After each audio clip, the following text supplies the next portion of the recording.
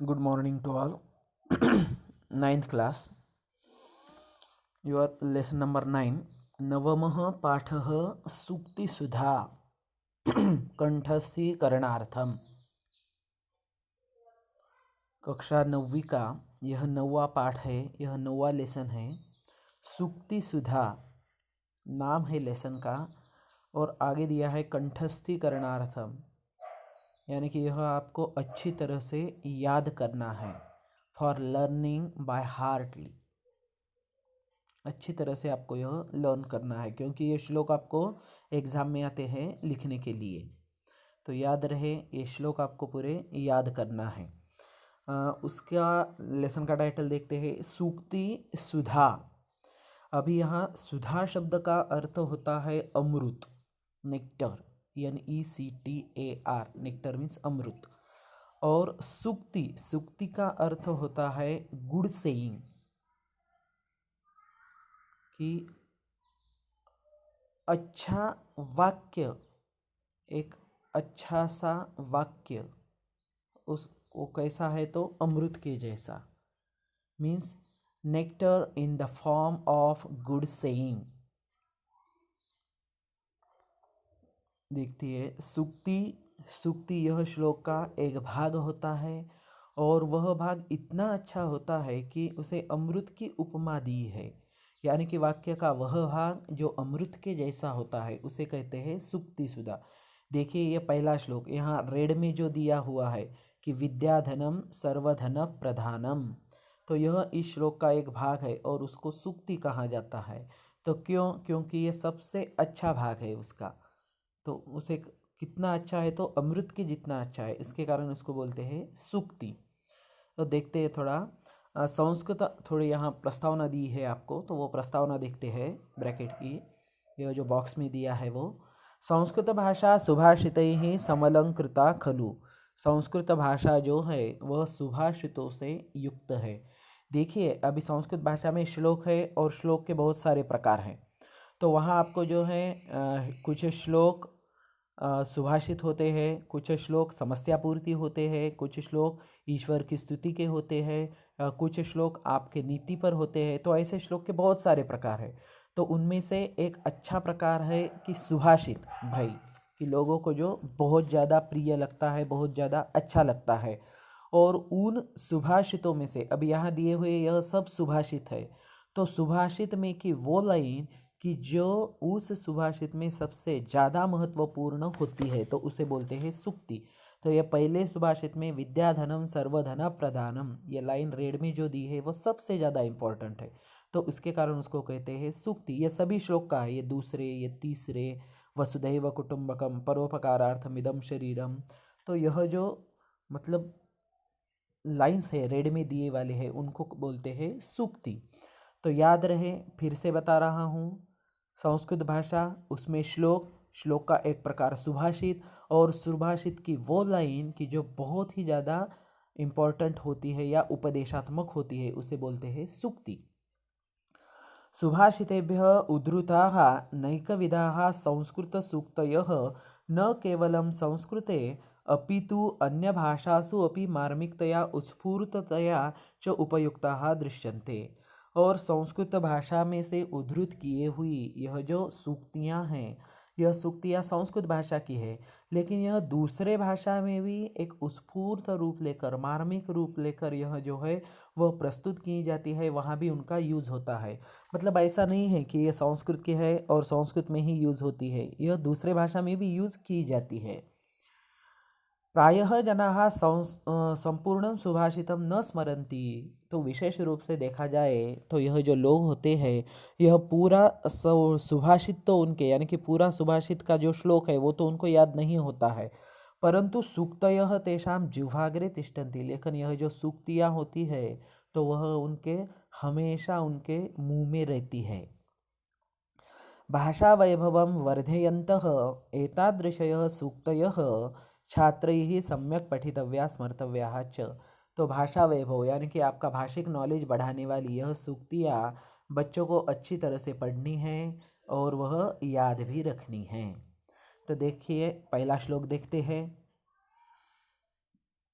याद रहे, फिर से एक बार मैं आपको बता रहा हूँ कि संस्कृत भाषा, उसमें के श्लोक वाङ्मय अभी बहुत सारा है, गद्य वाङ्मय है, पद्य वाङ्मय है, चंपू वाङ्मय है, अलग अलग प्रकार है। तो उनमें से श्लोक वाङ्मय यानी कि श्लोकात्मक, तो वो श्लोक के भी बहुत सारे प्रकार हैं। तो उसमें का एक प्रकार सुभाषित, तो और सुभाषित का वह भाग जो सबसे ज़्यादा उपदेशात्मक है और उसकी तुलना किसके साथ की है, अमृत के साथ की है, तो उसको बोलते हैं सूक्ति। और यह सब सूक्तियाँ इस लेसन में है, तो इसके कारण इस लेसन का नाम ही दिया है सूक्ति सुधा। तो सूक्ति है लेकिन कैसी है, अमृत की जैसी, nectar in the form of good saying, इसको कहते हैं सूक्ति सुधा। तो देखिए अभी पहला श्लोक देखते हैं। न चोरहार्यम न च राजहार्यम न भ्रातृभाज्यम न च भारकारी व्यये कृते वर्धत एव नित्यम विद्याधनम सर्वधन प्रधानम। तो इसमें की सूक्ति पहले देखते हैं कि विद्याधनम सर्वधन प्रधानम, यह जो विद्या रूपी धन है, यह जो नॉलेज है, तो यह कैसा है, आपका सब धनों में सबसे श्रेष्ठ है, सर्वधन प्रधानम, सब धनों में श्रेष्ठ है, सब धनों में मुख्य है। तो अभी इसके ऊपर थोड़ा विचार करना है आपको कि विद्याधन को ही सबसे श्रेष्ठ क्यों कहा गया है। तो अभी पूरा श्लोक देखते हैं। न चोरहार्यम, चोरहार्यम न अस्ति, यह जो विद्याधन है, चोरहार्यम न अस्ति, यह चोरों के द्वारा चुरा कर नहीं लेके जा सकता है। देखा, आपके घर में पैसा रूपी धन है, समझो 1,00,000 रुपए है, आप घर में रखे हैं, आप सो गए हैं, तो चोर आ सकता है, वह पैसे लेकर चला जा सकता है। लेकिन अभी तक ऐसा तो नहीं हुआ है कि चोर आ गया है और हमारा नॉलेज चुरा कर ले गया है। तो इसी के कारण बोलते हैं कि विद्याधनम चोरहार्यम न अस्ति, इसको चोर उठाकर लेकर नहीं जा सकता है। न राजहार्यम, राजहार्यम न, ये राजा भी इसका हरण नहीं कर सकता है। राजा टैक्स ले सकता है, लेकिन ऐसा तो नहीं हुआ है कि यह आदमी बहुत ज़्यादा होशियार है, इसके कारण उसका विद्या के ऊपर जो है वह टैक्स लगा हुआ है, ऐसा तो नहीं है। राजा भी उसके ऊपर टैक्स नहीं लगाता है, मतलब राजा भी उसको हार्यम, इसका हरण नहीं कर सकता है। मतलब चोर भी चुरा कर नहीं ले जा सकता है, राजा भी इसका हरण नहीं कर सकता है। भ्रातृभाज्यम न, और तीसरा है भ्रातृभाज्यम न, न भ्रातृभाज्यम, यह नॉलेज एक ऐसी चीज़ है जो भाइयों में भी बांटने की चीज़ नहीं है। एक आदमी है और उसके समझ लो 2 बच्चे हैं, तो उसकी प्रॉपर्टी 2 भागों में विभक्त होती है। लेकिन नॉलेज का ऐसा नहीं होता है कि आदमी के पास जो नॉलेज है वह उसने अपने 2 बच्चों को बांट कर दे दिया है। नॉलेज तो बांट ही नहीं सकते हैं, वह तो दोनों को सेम देगा, जिसको जितना चाहे वो उतना लेगा। लेकिन वह देते समय तो ऐसा नहीं हो सकता कि उसने आधा ही दिया, कोई भी देते समय तो पूरा ही देगा। और नच भारकारी, भारकारी अपनी न अस्ति, और यह किसी के ऊपर मतलब भार यानी कि वेट भी नहीं है इसका। एक बार अगर आपके दिमाग में चला जाता है तो वह इजीली हो जाता है। जैसे कि हमारे पास बहुत सारे मतलब कपड़े हैं, तो वो हमको संभाल कर रखने पड़ते हैं, तो ऐसा नॉलेज का तो नहीं है। हमारे पास बहुत सारी चीज़ें हैं, वो संभाल कर रखनी पड़ती है, वह हमारे दिमाग के ऊपर थोड़ा टेंशन है। लेकिन नॉलेज का ऐसा तो नहीं है कि यह अगर एक बार समझ में आता है तो वह फिक्स आपके दिमाग में बैठ जाता है। तो ये चारों भी चीज़ें नहीं हैं नॉलेज के लिए। कौन से? चोरहार्यम, चोर चोरी करके नहीं ले जा सकता है। राजहार्यम, राजा भी इसका हरण नहीं कर सकता है, भाइयों में बांटने की चीज़ है। और भारकारी, आपके ऊपर यह वेट भी नहीं है, इसका कोई ज़्यादा टेंशन भी आपके ऊपर नहीं है। तो ये चारों चीज़ें भी किसकी नहीं है? ज्ञान की नहीं है, विद्याधन की यह चारों भी चीज़ें नहीं होती है। मतलब वो एक बार समझ में आता है तो ठीक है। और उसके बाद सबसे बड़ी बात बताई है कि व्यय कृते वर्धत एव नित्यम, नित्यम वर्धते, व्यय कृते अपि नित्यम वर्धते। जब आप उसको खर्चा करते हैं तो यह हमेशा बढ़ता ही है। व्यय कृते, व्यय मीन्स खर्च करना, व्यय कृते करने के बाद, वर्धत एव नित्यम, यह जो है हमेशा बढ़ता ही रहता है। देखो अभी एक एग्जांपल देता हूँ। अगर आपके पास 1,000 रुपये है और उसको आप खर्च करते हैं तो एक समय ऐसा आएगा वह आपके सब पैसे खर्च हो जाएंगे और आपका बैलेंस जो है वह 0 रहेगा। तो मतलब आपके पास का यह जो पैसों का धन था यह तो खत्म हो गया, लेकिन नॉलेज का ऐसा नहीं होता है। अभी यहाँ ही देखिए, मुझे इस श्लोक का अर्थ पता है, मैं आपको बता रहा हूँ, तो मेरे पास 100% है, मतलब पता है, मतलब, और मैं ये आपको बता रहा हूँ, मतलब ये मैं मेरा खर्चा कर रहा हूँ। तो खर्चा कर रहा हूँ लेकिन मेरा कम नहीं हो रहा है, आपका बढ़ रहा है लेकिन मेरा कम नहीं हो रहा है। तो मैं जब आपको दो दो बार ये बताऊंगा तो मेरा तो और ज़्यादा प्रैक्टिस हो जाएगी इसकी, मतलब मैं इसमें और जो है वह कुछ निपुणताएं प्राप्त करूंगा इसमें, इसका अर्थ बताने में, यानी कि मेरा तो कुछ ना कुछ वह बढ़ेगा ही, मेरी और ज़्यादा प्रैक्टिस हो जाएगी उसकी, दूसरी बार मैं और ज़्यादा अच्छा एक्सप्लेनेशन करूंगा इसका। लेकिन पैसों का ऐसा नहीं होता है, 1000 रुपये मैं खर्चा करता हूँ तो एक समय ऐसा आता है वो ख़त्म हो जाएंगे, मेरे पास कुछ भी नहीं रहेगा। लेकिन नॉलेज का ऐसा नहीं होता है, मैं जितना उसको खर्चा करना चाहूँगा उतना मेरा वह बढ़ जाएगा। यही विद्याधन की सबसे बड़ी उपयुक्तता है। तो इसी के कारण कहा जाता है कि विद्याधनम सर्वधन प्रधानम अस्ति, विद्याधन जो है वह सब धनों में मुख्य है। अभी आ गया है आपकी यह सूक्ति कि विद्याधन को सर्वधन प्रधान क्यों कहा गया है, उसके लिए आपके ये पहले इस श्लोक में जो पॉइंट दिए हैं वो पूरे देखने हैं।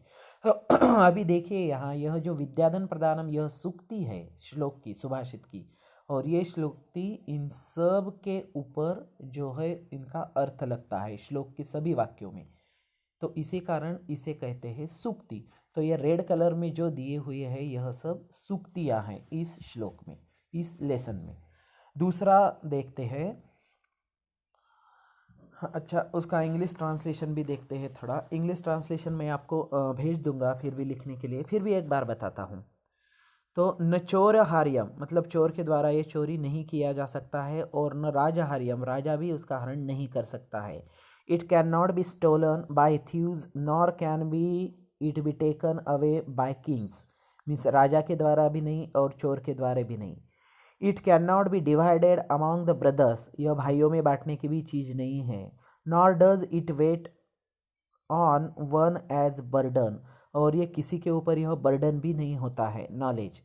और व्यय कृते वर्धत एव नित्यम, if spent regularly it surely grows, अगर आप इसका रेगुलरली इसका दान करते हैं, इसको खर्चा करते हैं तो यह आपका बढ़ता ही है। The wealth of knowledge is the best wealth, विद्याधनम सर्वधन प्रदानम, the wealth of knowledge is the best wealth, विद्याधन ही सब धनों में श्रेष्ठ कहा जाता है। बेस्ट कहाँ है यहाँ, बेस्ट वेल्थ मीन्स यह सबसे अच्छा है, उससे अच्छा दूसरा कुछ है ही नहीं। सेकंड श्लोक, अयम निज परो वेत्ति गणना लघुवे चेतसाम उदार चरितानाम तु वसुधैव कुटुंबकम। अयम निजः, यह मेरा है, लघु चेतसाम कृते, जिसका मन बहुत छोटा होता है उनके लिए, अयम निजः परः वा इति गणना, यह मेरा है यह दूसरों का है, इस तरह की गिनती वो लोग करते हैं कि यह हमारा है, यह उसका है, यह उसका है, यह उसका है, इस तरह से। तो ऐसी किसकी होती है, लघु चेतसा, जिनका मन जिनका हृदय बहुत छोटा है उनके लिए ये इस तरह की गिनती होती है। लेकिन उदार चरिता नाम तो वसुधा एव कुटुंबकम, जो उदार चरित यानी कि जो ब्रॉड माइंड लोग होते हैं तो उनके लिए तो यह पूरी पृथ्वी ही एक कुटुंब है। वह जो कुछ भी कार्य करते हैं वह सब लोगों के लिए करते हैं।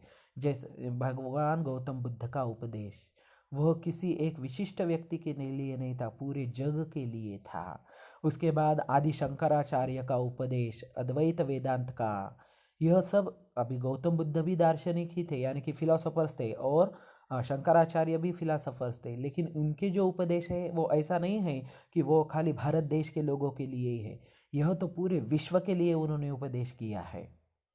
विश्व के लोग आज भी उनका अनुकरण करते हैं।